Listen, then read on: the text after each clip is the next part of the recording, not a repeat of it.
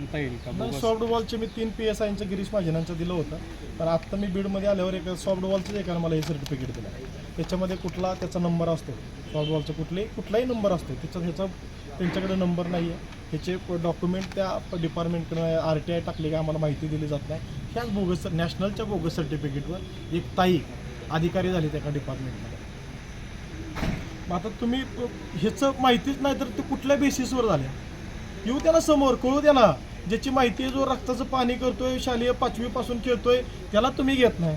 जो बोगसवाला 15 लाख रुपये दिले की त्याचं सिलेक्शन होते. पण आता हे कुठल्या GR मध्ये बसत नाहीत. ही स्पर्धा खेळली त्यावेळेस यांचं वय 9 होतं. ज्युनियर त्यांचा GR आहे की ज्युनियर 17 वर्षाच्या पुढच्या असोसिएशनच्या ह्याला सर्टिफिकेटला मान्यता आहे. मग हे तुमच्याकडे प्रूफ आहे ना. मग तुम्ही महाराष्ट्रात एक असं एक्झाम्पल सेट करा ना की चुकीच्या गोष्टीला इथून पुढे थारा नाही, चुकीच्या गोष्टीला आम्ही बाहेरचा रस्ता दाखवू. कधी करणार आहे तुम्ही? कागदावरचे घोडे नाचू नका रे बाबा. विनंती, हात जोडून विनंती, हनुमान दायगोडा करतोय. आमच्याकडनं काही चुकीचं झालं हे तुम्ही एव्हिडन्स देऊन नाही ॲक्शन घेतली तर चुकीचं पाऊल उचललं जाणार आहे.